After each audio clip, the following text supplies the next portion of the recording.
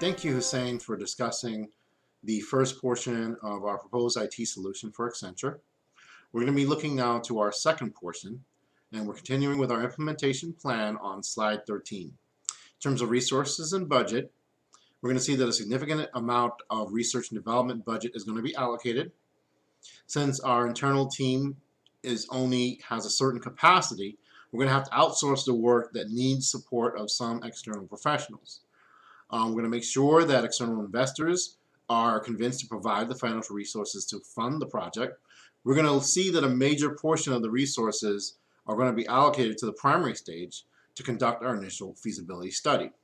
If we look at our next slide, which is slide 14, we're going to actually see the figures and the breakdown of our assumed budget. So let's go to slide 14. We can see that the first portion of our budget line is going to be the feasibility study, which is going to be $750,000. It's going to be done by our primary team. It's going to be 23 hours a week, starting in September of the current year, around the 11th, and then it's going to run through February 12th of the next year. We need to look at intangibles as well, which is going to be $200,000 through KHC and Company. We're going to need to look at travel, which is going to be 320 days at the rate of $3,000 per day, which is $960,000 handled through the project office. It's going to be 28 hours a week, starting September 11th and running through August 12th of the next year.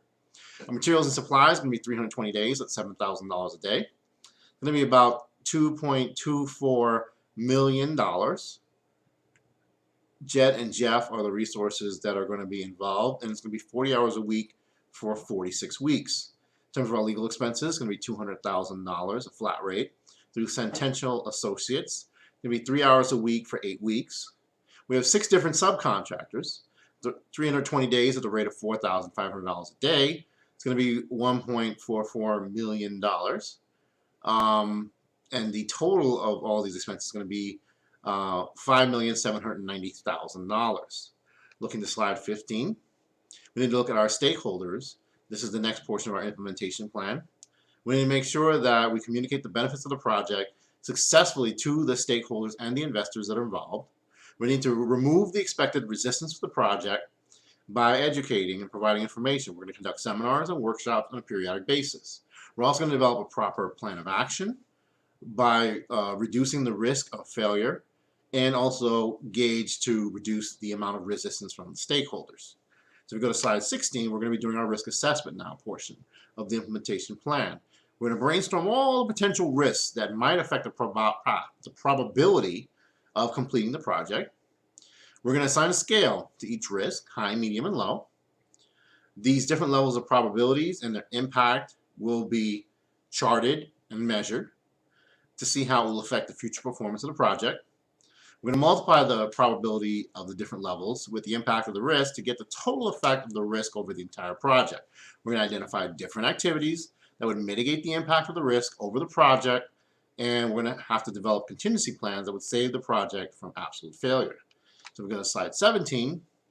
We also have to focus on quality control. We need to enhance the quality of the products and projects deliverables. So obviously when we conduct our audits, if they are expected audits, then obviously things will be cleaned up by that point. So we don't want to give people the opportunity to try to fool the auditors. So we're going to conduct surprise audits through the executive committee. We're also going to do a system where we motivate employees. We're going to, award different incentives to ensure quality control in the long run. Now, we have to have a cost-benefit analysis in our project value that we will need to conduct. The introduction of the expert system is going to reduce the cost of labor and increase managerial decision-making power. We also should arrange a training session for managers and employees to reduce expected risk. We need to communicate and develop a centralized database system. We're going to make sure that this system is able to reduce the cost of the tactical managers and their IT systems. We're going to develop a web-based networking system that employees can access the database and other information more easily. We're modernizing the network devices like routers and boosters that we're going to use to reduce the risk of data loss and enhance the speed of our IT systems. So we go to our 19th slide. Again, conducting a risk analysis. We're going to be looking at the fact that with the introduction of these systems, some employees are going to stand to lose their jobs.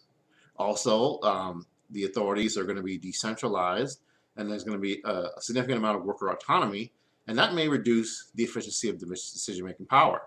Along with that worker autonomy, there's going to be more teamwork, and so the promotion of the teamwork culture may promote a labor union sort of culture. If the centralized database system were to break down, that could lead to a huge loss of information at once. Additionally, there's external cyber risk. In other words, now we're going to an online web-based database system, and that remains a risk that actually we will have to plan for and find a way to combat. Also, there are external legal and environmental risks that can cause failure of the project. So we're going to need to work on plans to handle these issues or problems that may arise that could cause failure of the project. So we're going to turn to alternative solutions. So we go to slide 20.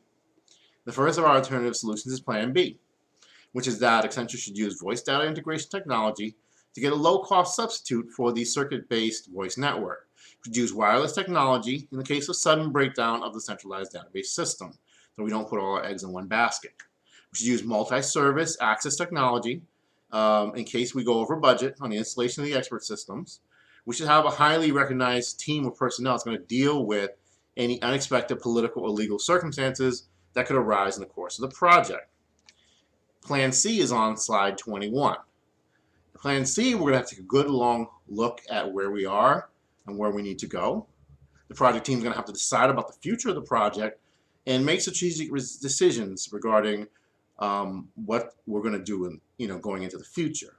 Also, a new, fresh cost-benefit analysis will have to be conducted, and we'll check the financial or return-based viability of the project at that point.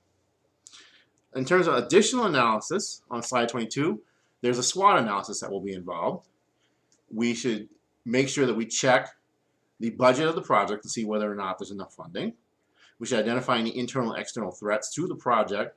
We want to evaluate the benefits at the time of completion of the project. We want to make sure that even the contingency plans are well funded, as if we turn to these, we don't want to be stuck in a situation where in fact we can't actually put the contingency plan into place because of insufficient funding. We should also look at the potential drawbacks of the proposed project, and we should check any available opportunities that Accenture may need to capture strategically in terms of our analysis. On our 23rd slide, we conduct a gap analysis. So, in other words, if we have these expected objectives and we have our existing outcomes, there may be some case of failure or delayed performance. And so therefore, we need some guidelines on how to fill that gap between the expected objectives and the existing outcomes. And a gap analysis will help us with that. It will help us be able to bridge that gap so that we can actually turn away from failure or delayed performance into success. Finally, we need to do, as on our 24th slide, a Monte Carlo analysis, which is a hardcore quantitative analysis. It would help the project manager to calculate the probable total cost of the project. It's going to provide a better environment for the managers in terms of making strategic decisions and communicating those decisions. And it's going to provide quantitative figures about the performance of the project team. These are the recommendations that we have for Accenture in terms of our proposed IT solution. My name is Woody Claremont, and thank you from myself and Hussein for listening to this presentation.